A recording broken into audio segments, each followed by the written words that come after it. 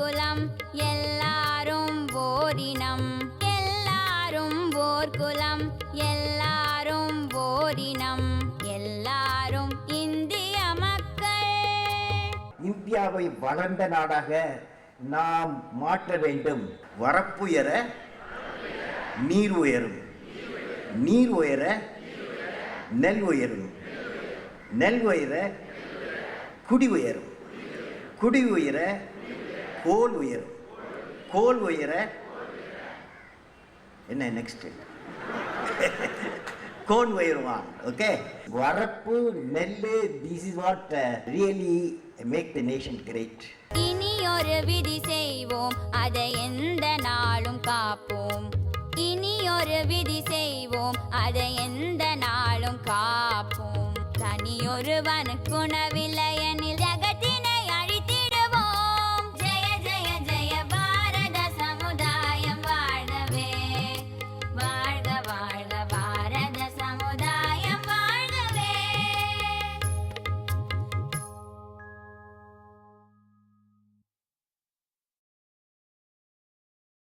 வணக்கம் நேயர்களே, புதியதோர் உலகம் செய்வோம் இந்த வார நிகழ்ச்சிக்கு உங்களை அன்போடு வரவேற்கிறோம்.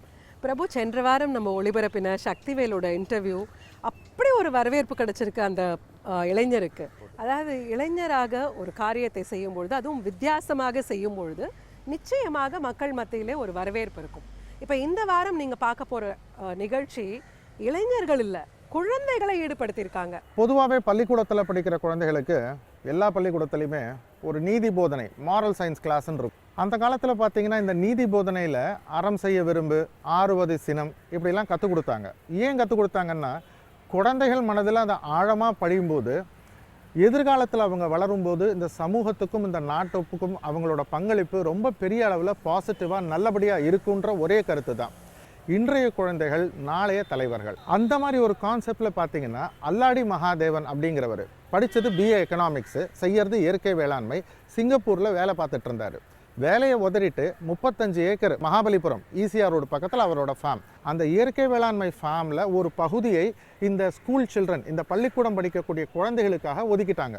தத்துவா என்ற ஒரு பள்ளிக்கூடத்திலேருந்து ஒரு 55 குழந்தைகள், 1ஆம் கிளாஸ்லேருந்து 3ஆம் கிளாஸ் படிக்கக்கூடிய குழந்தைகள், அவங்க அல்லாடி மகாதேவன் அவர் கூட வேலை பார்க்குற ஒரு 4-5 ஆளுங்களோட சேர்ந்து ஒரு ஏக்கரில் நெல் எப்படி நடணும், நாத்தங்கால்னா என்ன, நெல் எத்தனை நாள் ஆகுது அறுவடை வரத்துக்கு, ஒரு அரிசியை ஒரு விவசாயி உற்பத்தி செய்வதற்கு எத்தனை நாள் எத்தனை வாரம் ஆகுதுன்னு கிளாஸ் எடுத்து அந்த குழந்தைகளோட உற்சாகத்தை பார்த்திங்கன்னா, அந்த சேத்துல இறங்குறது, அந்த மோட்டர் தண்ணியில் குளிக்கிறது, அது எவ்வளவு பெரிய ஒரு பாதிப்பை அந்த பிஞ்சு மனசில் உண்டாக்கணும் பார்க்கும்போது ரொம்ப பிரமிப்பாக இருந்தது. அதோட முக்கியமான விஷயம் என்னென்னா, இந்த விவசாயம் அப்படிங்கிறது ஒரு சயின்ஸ், அதுலேயும் ஒரு கணக்கு இருக்குது அப்படிங்கிறத அந்த குழந்தைகளுக்கு புரிய வைக்கிறாரு. உண்மை, ஒரு இன்ட்ரெஸ்ட் வர வைக்கணும், அதுதான் ரொம்ப ரொம்ப முக்கியம். அதைத்தான் அல்லாடி மகாதேவன் அவர்கள் செய்து கொண்டிருக்கிறார். அவரை இந்த வார நிகழ்ச்சியில் நம்ம சந்திப்போம்.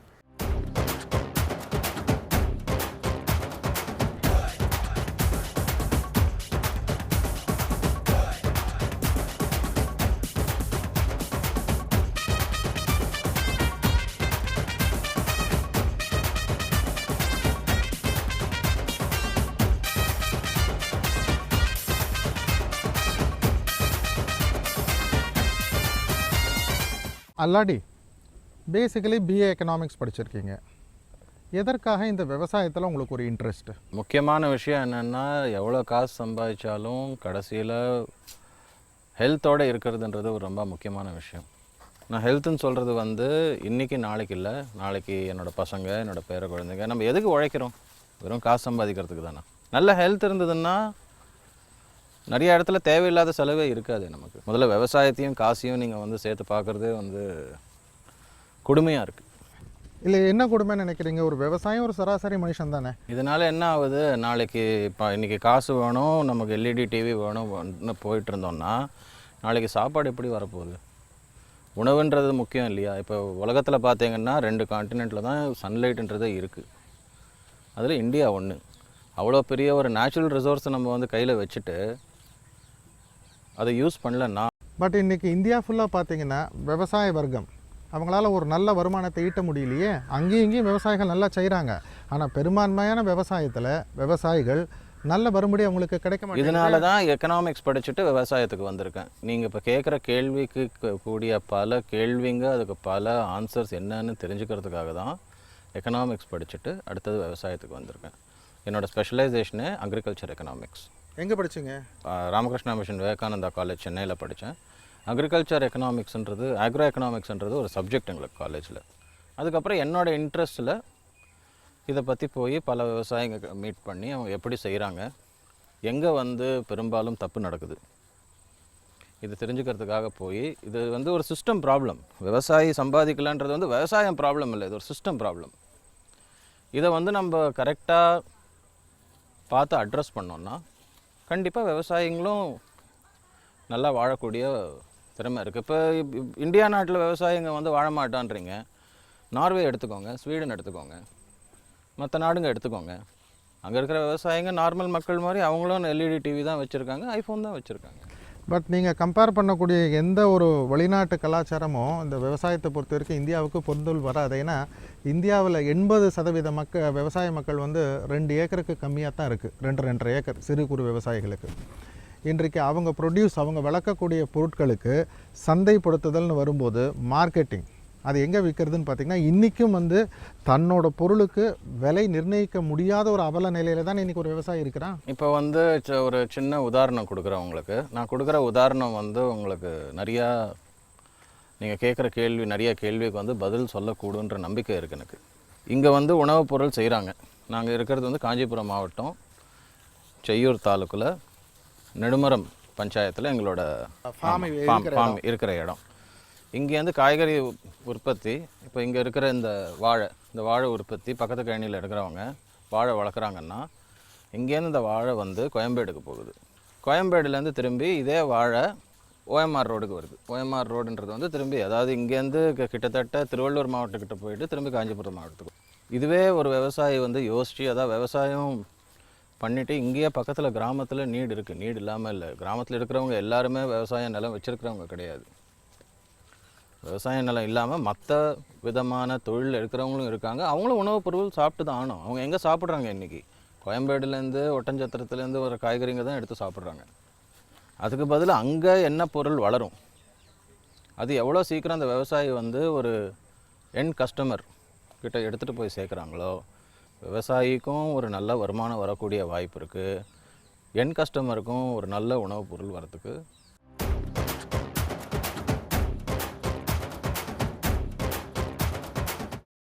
இந்த ஸ்கூல் பிள்ளைங்களை இந்த விவசாயத்துக்கு பயிற்சி கொடுக்கணுன்ற எண்ணம் எப்படி வந்தது உங்களுக்கு? எப்போ தோன்றியது? This is a brilliant idea இல்லையா?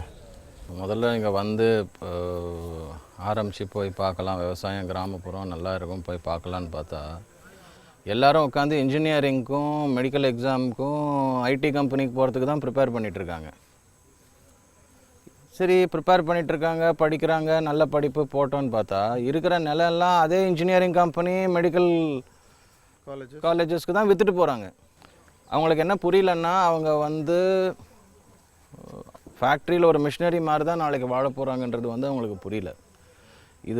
இதை வந்து எங்கே ஸ்டார்ட் பண்ணணும், இதை வந்து யங் ஏஜில் ஸ்டார்ட் பண்ணணும். அவங்க கேட்ச் தம் யங். பயிற்சி வந்து எல்கேஜி லெவல்லேருந்து ஆரம்பிக்குதுங்க.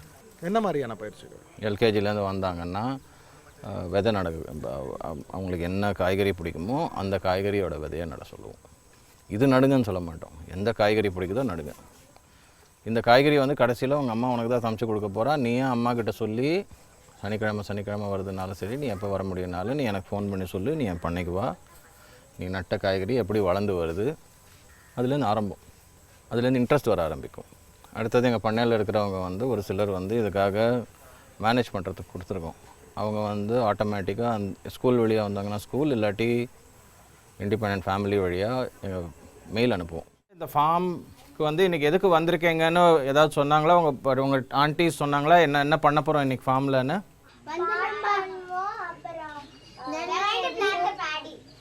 பேடினா என்ன? நெல்லுலேருந்து என்ன வரும்? அரிசி வருது இல்லையா? இந்த நெல் வந்து வரத்துக்கு ஃபஸ்ட்டு இந்த சாப்ளிங்ஸ் ஃபஸ்ட்டு நடுவோம். நம்ம இந்த சாப்ளிங்ஸ் வந்து முதல்ல இதே மாதிரி ரைஸ் இல்லாமல் நெல்லை வச்சு வளர்ப்போம்.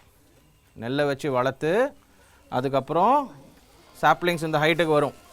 இப்போ யங் பிளான்ட் சாப்ளிங்ஸ் வளர்க்கும் போது இது ஃபுல்லாக ஒரு ஃபீல்டு அளவுக்கு போடுற ஸ்பேஸ் நமக்கு வேண்டாம், ஒரு சின்ன இடத்துல போடலாம். நம்ம வாட்டர் வேஸ்ட் பண்ணக்கூடாதுன்னு தான் நம்ம வந்து முதல்ல ஒரு சின்ன இடத்துல இதை போடுறோம். அங்கேருந்து எடுத்துன்னு போய் கொஞ்சம் கொஞ்சமாக ஒரு பெரிய இடத்துல நடுறோம். நம்மாழ்வார் ஐயாவோட பேச்சிலேருந்து நான் தெரிஞ்சுக்கிட்டது, ஒரு மரம் நடுங்க, அந்த மரமும் குழந்தையும் ஒன்றா வளரும்போது அதில் நிறையா பாசம் வளரும் சேர்ந்து. அவங்க வளரும்போது வந்து பார்ப்பாங்க குழந்தை, நான் இவ்வளோ வளர்ந்துட்டேன், இந்த கொய்யா செடி என் ஹைட்டுக்கு வருது, நான் இவ்வளோ தானே போட்டேன், இந்த கொய்யா செடி என் ஹைட்டுக்கு வருது, இந்த கொய்யா செடி என்னோடய ஹைட்டுக்கு போகுது. அப்போது மனுஷனோட ஒரு வருஷம் வாழ்க்கை ஈக்குவல் டு இந்த செடியோட எவ்வளோ வருஷம் வாழ்க்கை. அவங்க சில கேட்குற கேள்விங்கள்லாம் பார்த்திங்கன்னா நம்மளால் பதிலே சொல்ல முடியாது. லாஜிக்னு சொல்லி நிறையா இன்ட்ரடியூஸ் பண்ணியிருக்காங்க. இப்போ ஒரு குழந்தை என்ன கேட்டது, இவ்வளோ பெரிய செடி மாஞ்செடி, மாம்பழம் வந்து காய் வந்து இவ்வளோ தான் இருக்குது, இவ்வளோ மெலீஸாக இருக்குது பூசணிக்காய் செடி, ஏன் பூசணிக்காய் காய் இவ்வளோ பெருசாக இருக்குது, இதுக்கு என்ன பதில் சொல்லுவோம்? ஸோ கிட்ஸ், அந்த குழந்தைகள் வந்து நேச்சுரலாகவே பார்த்திங்கன்னா அவங்களோட க்யூரியாசிட்டி அண்ட் ப்ரில்லியன்ஸ் ஆஃப் மைண்டை பெரியவங்களுக்கு கூட அந்த அளவுக்கு விஷயம் தெரிய மாட்டேங்குது இந்த வேலை. இப்போ நீங்கள் ஸ்கூல் பசங்கன்னு சொல்கிறீங்க, நல்ல விஷயந்தான். எத்தனை ஸ்கூல் நீங்கள் காண்டாக்ட் பண்ணியிருக்கீங்க, எத்தனை ஸ்கூல்ஸ் இது வரைக்கும் வந்திருக்கிறாங்க?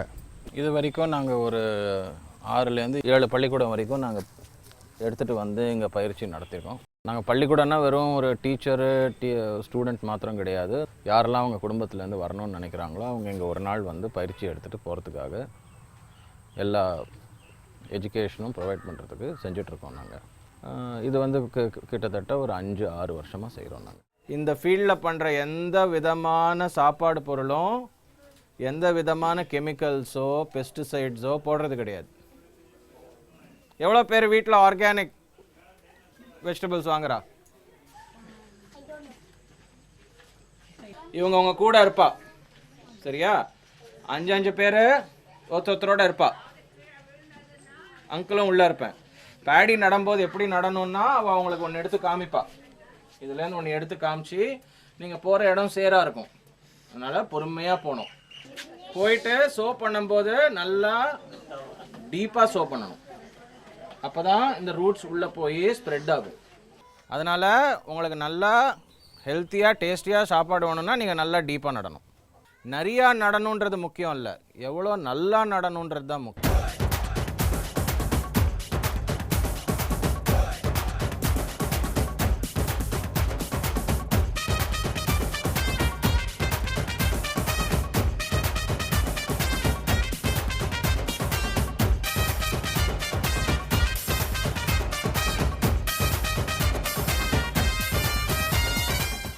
பேடி எப்படி சோப் பண்றீங்க சொல்லுங்க.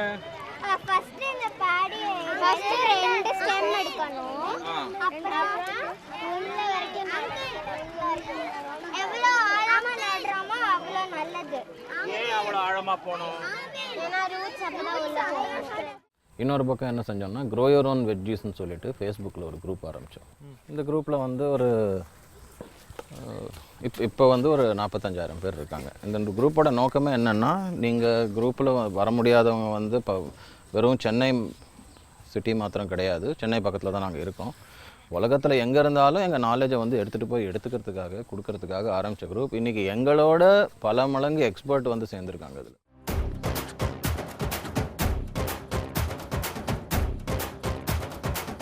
நடும்போது இது ரெண்டுத்துக்கு மினிமம் எவ்வளோ டிஸ்டன்ஸ் இருக்கு? ஹேண்ட் ஸ்பேன் டிஸ்டன்ஸ் வெச்சுக்கோ. My name is Saket. I am studying in Tattva School 3rd standard. நெல்லுன்னு நாற்றுன்னு சொல்லி கொடுத்தாங்க, நாங்கள் இப்போ நட்டு வச்சுருக்கோம். என்னோட பேர் சஞ்சய், 1st ஸ்டாண்டர்ட். இந்த ஆர்கானிக் ஃபார்முக்கு வந்திருக்கேன். நான் வந்து பேடியை நடுறதுக்கு இங்கே வந்து நான் ரொம்ப நட்டுருக்கேன், ரொம்ப நல்லா இருக்குது. நீங்கள் செய்கிறது வந்து இயற்கை வேளாண்மையில் தான் செஞ்சுக்கிட்டு இருக்கீங்க. இந்த ஸ்கூல் பிள்ளைங்களுக்கெல்லாமும் வந்து இயற்கை வேளாண்மையில் தான் பயிற்சி கொடுத்துக்கிட்டு இருக்கீங்க. இன்றைக்கு இயற்கை வேளாண்மையில் செய்யக்கூடிய பொருட்களை கொண்டு போய் விற்கணுன்னா நீங்கள் இயற்கை விவசாயம் செய்கிற விவசாயிகளை கேட்டு பாருங்கள். சார், எங்களுக்கு வளர்ந்துட்டோம், அதை விற்கிறதுக்கு எங்களுக்கு நிறைய சேனல்ஸ் இல்லை, எங்கே போய் விற்கிறதுன்னு தெரியல, அங்கே ஒன்று இங்கே ஒன்றா இருக்குது அப்படின்னு தான் சொல்கிறாங்க. 2 விஷயம் பிரபு. ஒரு விஷயம் வந்து இயற்கை விவசாயியாக இருக்கட்டும், இயற்கை விதத்தில் செய்யாதவங்களாகவும் இருக்கட்டும், மோனோக்ராப்பிங்ன்ற ஒரு சிஸ்டமை வந்து ரொம்ப க்ளோஸாக ஃபாலோ பண்ணுறாங்க. யாரும் மல்டி கிராப்பிங், மோனோக்ராப்பிங்லேருந்து இன்டர் கிராப்பிங் போகிறாங்களே தவிர இப்போ மல்டி கிராப்பிங்ன்ற கான்செப்ட்டுக்கு போக மாட்டேன்றாங்க. நான் மல்டி கிராப்பிங்னு சொல்கிறது, இப்போ நாங்கள் வந்து கான்சென்ட்ரேட் பண்ணுறது பார்த்திங்கன்னா, ஒரு பக்கம் ஃப்ரூட்ஸ், பழங்க வெரைட்டி பார்த்திங்கன்னா கிட்டத்தட்ட 25 விதமான பழங்க எங்ககிட்ட இருக்குது. 3 ரீசன். ஒரு ரீசன் வந்து எந்த சீசனில் வந்து எந்த கிராப் ரெவென்யூ கொடுக்குன்ற பிளானிங் கிடையாது. எல்லா சீசன்லேயும் ரெவென்யூ கொடுக்கக்கூடிய கிராப் அவைலபிளாக இருக்குது நம்மளோட பாரம்பரியத்தில். செகண்ட், இந்த ஆன்யுவல் பெரினியல்ன்றது, எது ஆன்யுவல் கிராப்பாக போகணும், எது பெரினியல் கிராப்பாக போகணும், இது வந்து ஆட்டோமேட்டிக்காக ஷார்ட் டேர்ம் லாங் டேர்ம் ரெவென்யூன்றதை வந்து முடிவு பண்ணோம். ஆனால் நாங்கள் அதை யோசிக்கிறது கிடையாது. நாங்கள் போட்ட நெல் போடுவோம், திரும்பி நெல் போடுவோம், திரும்பி நெல் போடுவோம். ஸோ இந்த மாதிரி ஒரு கிராப் சிஸ்டம் இருக்கிறதுனால அவங்களோட ப்ராடக்டை எடுத்துகிட்டு போய் மார்க்கெட்டிங் பண்ணுறதுக்கு ஸ்கோப்பே கிடையாது. இப்போ சந்தைன்னு போயிட்டு எல்லாரும் மல்டிநேஷ்னல் சூப்பர் மார்க்கெட் டிபார்ட்மெண்டல் ஸ்டோர்னு ஆகிடுச்சு இல்லைங்களா. சந்தைன்றது ஒரு எவ்வளோ பெரிய நம்மளோட பூர்வீகத்தில், நம்ம கலாச்சாரத்தில் எவ்வளோ ஒரு பெரிய முக்கியமான விஷயமா இருந்தது. இது எதனால் வந்தது? நீ ஏன்பா 4 விதமாக போட்டு 4 வாட்டி சந்தைக்கு போகிற? நீ வீட்டிலேயே உட்காரு, நாங்கள் வந்து காசு கொடுத்துட்டு எடுத்துகிட்டு போகிறோம். Wholesale market monocropping system. அதாவது ஒரே பயிரை திருப்பி திருப்பி அவங்க பயிரிடுறதும், ஆமாம், அந்த கொள்முதல் பண்ணக்கூடிய அந்த நடு தரகர்கள் இருக்காங்க, அதை தான் சொல்கிறீங்களா? என் பேர் கௌதம். நான் வந்து ஆர்கானிக் ஃபார்முக்கு வந்திருக்கேன். பேடினா என்னதுன்னா கற்றுருக்கேன். இப்போ நான் வந்து அதுக்கு பிளான் பண்ணி வந்திருக்கேன். நான் வந்து ஆர்கானிக் ஃபார்ம் காண்டி வந்தேன். நான் அப்புறமா நெல் நாற்று அதெல்லாம் சொல்லி தந்தாங்க. இது பண்ணுறது எனக்கு ரொம்ப சந்தோஷமாக இருக்குது. ஆக்சுவலி ஆர்கானிக் இந்த மாதிரி வேலை நான் எப்போயே பண்ணது கிடையாது. இதான் ஃபஸ்ட் டைம் நான் இந்த மாதிரி ஃபார்ம் பண்ணுறது. Studying in gateway. I came to this field trip because of my sister. She is studying here with her and I had so much fun here. They taught us how to plant saplings. என்னோட பேர் வந்து கீர்த்தனா. இன்னைக்கு ரொம்ப ஃபன்னா இருக்கு. என் பேர் அபிராமி. என்னை field ட்ரிப்புக்கு கூட்டிகிட்டு வந்திருக்காங்க எல்லாரும். எனக்கு ரொம்ப பிடிச்சிருக்கு. நான் வைக்கிற சாப்பாடு நான் சாப்பிட்றேன். எனக்கு அது ரொம்ப இன்ட்ரெஸ்டிங்காக இருக்குது. என் பேர் பிரியா. நான் வந்து தத்வா ஸ்கூலில் படிக்கிறேன். இன்னைக்கு சண்டே லீவு, அதனால் ஃபீல்ட் ட்ரிப் கூட்டிகிட்டு வந்திருக்காங்க. இதே மாதிரி எனக்கு நிறைய பண்ணணும் போல இருக்கு. ஆர்கானிக்னா கெமிக்கல் கலராத எதுனாலும். விவேகானந்தர் கூறியதோ 10 இளைஞர்களை கொடுங்கள், நான் புதிய இந்தியாவை உருவாக்கிக் காட்டுகிறேன் என்று. இங்கு புதிய இந்தியாவை படைக்க தயாராகிவிட்டனர் என்றே கூறலாம். மிடில்மேன்ன்றது வேறு, வேல்யூ ஆடிங்கிறது வேறு. நான் சொல்கிறது வந்து மிடில்மேன் மார்க்கெட் ஒன்று. ரெண்டாவது, ஆர்கானிக்கும் மல்டி கிராப்பிங்கும் ஏன் சேர்ந்து போகும்னா, ஆர்கானிக் ஃபார்மிங் சிஸ்டம் ஆட்டோமேட்டிக்காக வந்து ஒரு கிராப் வந்து இன்னொரு கிராப்போட பெனிஃபிட்ஸை பார்க்கும். மல்டி கிராப்பிங் சிஸ்டம் வந்து இப்போ நான் காய்கறி போடுறேன், ஒரு கீரை இருக்குது, ஒரு இஞ்சி இருக்குது, ஒரு பச்சை மிளகா இருக்குது, ஒரு தக்காளி இருக்குது, வெண்டைக்காய் இருக்குது. வெண்டைக்காவோட காரம் வந்து சில பூச்சிங்களை வந்து மற்ற செடிங்கள்லேருந்து தவிர்க்கும். ஒரு சாமந்தி செடி போட்டோன்னா சாமந்தி வந்து பூச்சிக்கு இருந்து தவிர்க்கிறதுக்கு நல்லது. நடுவில் வந்து பச்சை பயிறு உளுந்து போட்டு மிதித்து விட்டோன்னா பச்சை பயிருக்கு பச்சை பயிரும் ஆச்சு, அதே நேரத்தில் நைட்ரஜன் ஃபிக்சேஷன்ன்றது.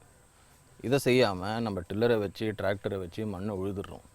மண்ணை உழுந்தப்புறம் ஐயோ மண் உழுந்துடுச்சு, மண்ணுக்கு வந்து சத்து இல்லைன்னு சொல்லி அதை திரும்பி எடுத்துன்னு வந்து கெமிக்கலை போடுறோம். இதெல்லாம் வந்து நம்மளாக எடுத்து, அதாவது நம்மளோட சுயநலத்துக்காக எடுத்து நம்மளாக நம்ம மேலே சேர்த்துக்கிட்டது. 1 year பேக் நாங்கள் வந்து இந்த ஃபார்முக்கு வந்தோம். அப்போ வந்து எப்படி பீர்க்கங்காலேருந்து அந்த சீடை எப்படி எடுக்கணும்னு சொல்லி தந்தாங்க. அதுக்கப்புறம் நாங்கள் லேடிஸ் ஃபிங்கரும் பீட்ரூட்டும் கூட நட்டு வச்சோம். உங்களோட பொருட்களை எப்படி நீங்கள் விற்கிறீங்க? ஒரு பக்கம் வந்து நாங்கள் எடுத்துகிட்டு போயிட்டு இந்த ஸ்பெசிஃபிக்காக ஆர்கானிக் ஸ்டோர்ஸ்னு இருக்குது, நிறையா இப்போ வந்துட்டுருக்கு. சென்னையில், தமிழ்நாடுல நிறையா ஸ்டோர்ஸ் வந்துட்டுருக்கு.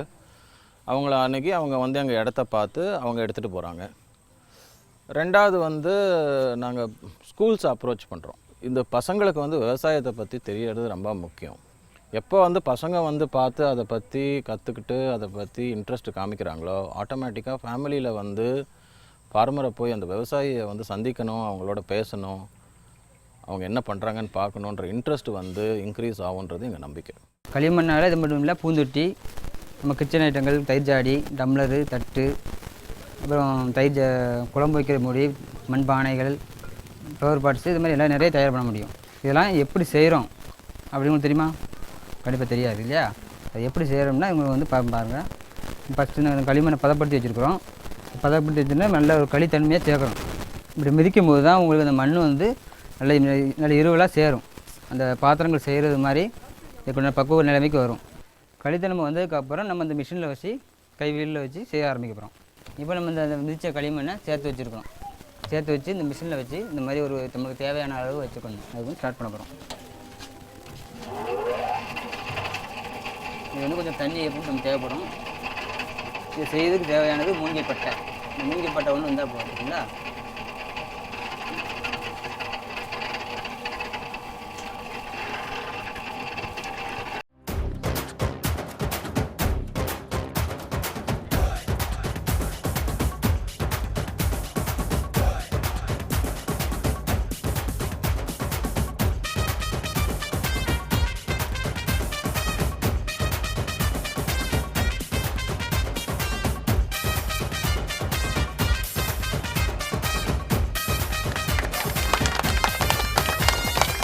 இன்றைக்கு என்ன சொன்னாலும் இன்றைக்கு விவசாயம் என்பது மாநிலம் சார்ந்ததாக இருந்தாலும் அதோட கண்ட்ரோல் ஃபுல்லாக மத்திய அரசுக்கிட்ட தான் இருக்குது.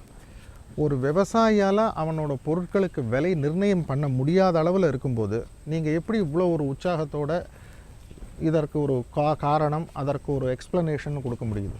பப்ளிக் சொசைட்டி கம்யூனிட்டியாக ஃபார்ம் பண்ணி அவங்க நான் சொல்கிறது ஒரு பெரிய கம்யூனிட்டி, ஒரு பெரிய இடத்துக்கு வந்து 1000 பேர் போங்கன்னு சொல்ல, 4 பேர் சேர்ந்து ஒரு விவசாயியை போய் பார்த்துட்டு எனக்கு வாரம் 4 கிலோ வெண்டைக்காய் கொடுங்க, 10 கிலோ தக்காளி கொடுங்கன்னு வாங்குங்க. ஃபுட் செயினே மாறிடும்.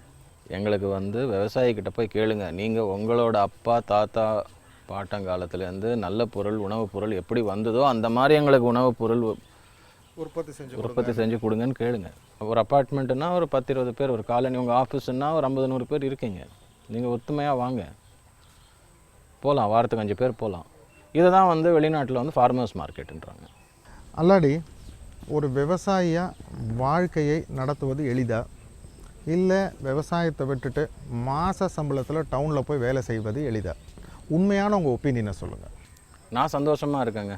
இந்த வாழ்க்கை எனக்கு சந்தோஷம் தருது. எல்லார் மாதிரியும் நான் வந்து டெய்லி வெறும் என் பண்ணையில் இருக்கிற விவசாயி கிடையாது. நான் 4 இடத்துக்கு போகிறவன், 4 ஊருக்கு போகிறவன், 4 இன்னும் விவசாயிகளை பார்க்கணுன்னு நினைக்கிறவன். நான் செய்கிற தொழில் எனக்கு வந்து இந்த வாய்ப்பை கொடுக்குது. எனக்கு சந்தோஷத்தை கொடுக்குது. விவசாயம் என்பது தொழில் அல்ல, அது ஒரு வாழ்க்கை அப்படின்னு படிச்சிருந்தேன் முகநூலில்.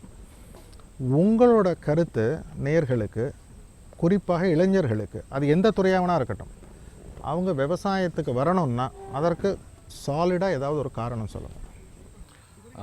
கருத்து சொல்கிறதோட எனக்கு வந்து உங்ககிட்ட ஒரு விஷயம் கேட்குறேன், நீங்கள் பதில் சொல்லுங்கள். அதுலேருந்து கருத்து வந்து மக்களே புரிஞ்சுப்பாங்க. நீங்கள் இப்போ இன்றைக்கி கொடுங்க, இன்றைக்கி வந்து நீங்கள் இங்கே தான் இருந்தீங்க, இங்கே உணவு சாப்பிட்டீங்க. நேற்று நீங்கள் மாலை வந்து படுக்க போகிறதுக்கு முன்னாடி நீங்கள் என்ன சாப்பிட்டீங்க? 4 இட்லி. 4 இட்லி. இட்லியில் என்னெல்லாம் இருக்குங்க? தெரியாதுங்க. அரிசி, பருப்பு, உளுத்தம்பருப்பு. அந்த உளுத்தம்பருப்பு எங்கேருந்து வந்ததுங்க? வயல்லேருந்து தான் வந்தது. எந்த வயல்லேருந்து வந்தது? தெரியாது. அது தெரிஞ்சுக்கணுங்க. Know your food. ஓகே, இதுதான் நான் சொல்லக்கூடிய கருத்து. ஓகே. இன்றைக்கி வந்து எல்லோரும் கார் வச்சுருக்காங்க. 4 பேர் வந்து சாட்டர்டே சண்டே கிளம்பி ஒரு விவசாயியை போய் பார்க்குறது வந்து ஒரு பெரிய செலவே கிடையாது. விவசாயி ஆர்கானிக் செய்ய மாட்டேன்றாங்க, எங்களுக்கு ஆர்கானிக் கிடைக்கல, ஆர்கானிக் காஸ்ட்லின்னு பேசிகிட்ருக்கோம். நம்ம 4 பேர் போய் விவசாயிக்கிட்ட கஸ்டமர், காந்தி சொல்லியிருக்காருங்க, கஸ்டமர் இஸ் தி கிங். நம்மளோட ஃபாதர் ஆஃப் த நேஷன் சொல்லியிருக்காரு. 4 கஸ்டமர் போய் 4 வாட்டி விவசாயிக்கிட்ட நின்று எனக்கு ஆர்கானிக் செஞ்சு கொடுங்க ஐயா, நான் வாங்கிக்கிறேன், உற்சாகம் கொடுங்க, கண்டிப்பாக நல்ல பொருள் வரும். நீங்கள் அந்த வெறும் உற்சாகம் மட்டும் போதும்னு நினைக்கிறீங்களா விவசாயிகள்? அங்கே ஆரம்பம் நம்பிக்கை. இயற்கை முறையில் விளைஞ்ச உணவுப் பொருட்களை வச்சு காய்கறிகள் அதையெல்லாம் எடுத்துக்கிட்டு மண்பானையில், இப்போ அங்கிள் செஞ்சு கொடுத்தாங்கல்ல அந்த பானையில் பாரம்பரிய முறையில் சமைச்சு சாப்பிட்ணும். குக்கர்லேயே சமைக்கலாம்ல, ஏன் மண்பானைக்கு வந்தோம் தெரியுமா உங்களுக்கு? தெரியாது இல்லையா? இந்த கீரை இருக்கு இல்லையா, இந்த கீரையில் என்ன சத்து இருக்குது? இந்த சத்து முழுசும் வீணாகாமல் நமக்கு உடம்புக்கு நேரடியாக கிடைக்கும். இது என்ன பண்ணுவீங்க? போயிட்டு அம்மா கிட்ட சொல்லுவீங்களா நாளைக்கு? எல்லோரும் நாளையிலேருந்து எதில் குக் பண்ணணும்? சரி. கடைசியாக ஒன்று இல்லாடி, இன்னிலிருந்து ஒரு 10 ஆண்டுகள் கழித்து இந்த விவசாயம் அப்படின்றது எப்படி இருக்குன்னு நினைக்கிறீங்க? நாடுங்க நடுவில் போர்னு வந்ததுன்னா சாப்பாடுக்கு தாங்க வரப்போகுது. இன்னும் 10 வருஷத்தில் இந்த ஊருக்கும் பக்கத்து ஊருக்கும் வந்து சாப்பாடுக்காக சண்டை போட்டுக்கிட்டால் கூட நம்ம ஆச்சரியப்படுறதுக்கு இல்லை. அது வரக்கூடாமல் பார்த்துக்கிறதுக்கு இன்றைக்கி இளைஞருங்க, இன்றைக்கி தாய்மாருங்க மெயினாக ஏன் சொல்கிறேன்னா, வீட்டில் வந்து உணவுன்றது அவங்க கை வழியாக தான் வீட்டுக்கு போகுது, அவங்க பசங்களுக்கு மெயினாக போகுது. அவங்க அதை கொடுத்து வளர்க்கணும். உணவோட எவ்வளோ க்ளோஸாக இருக்கணும், நம்ம என்ன மாதிரி உணவோடு நம்ம இருக்கணுன்றது வந்து அவங்க கொடுக்கணும். இது கொடுக்கலன்னா நம்ம ரொம்ப கஷ்டமான நிலைமையில தான் இருக்க போகிறோம். மற்ற இளைஞர்களும் இளைஞிகளும் களம் இறங்கினால் விவேகானந்தரின் வார்த்தைகள் வெகு விரைவில் செயலாக்கம் பெறும். உங்கள் டைம் எங்களுக்காக நீங்கள் ஒதுக்கி இன்றைக்கி எங்களோட ஸ்பெண்ட் பண்ணதுக்கு ரொம்ப நன்றி. பொதிகை குழுவின் சார்பாக எங்களோட மனமார்ந்த வாழ்த்துக்கள் மிஸ்டர் அல்லாடி.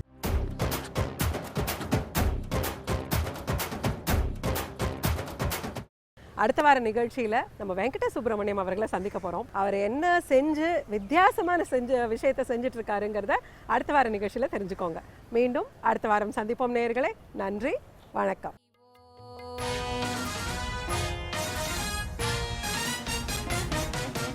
இனியொரு விதி செய்வோம், அதை எந்த நாளும் காப்போம். இனியொரு விதி செய்வோம், அதை எந்த நாளும் காப்போம்.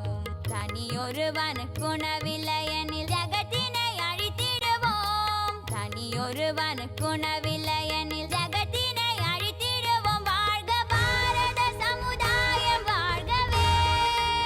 எல்லாரும் ஓர் குலம், எல்லாரும் ஓரினம், எல்லாரும் ஓர் குலம்.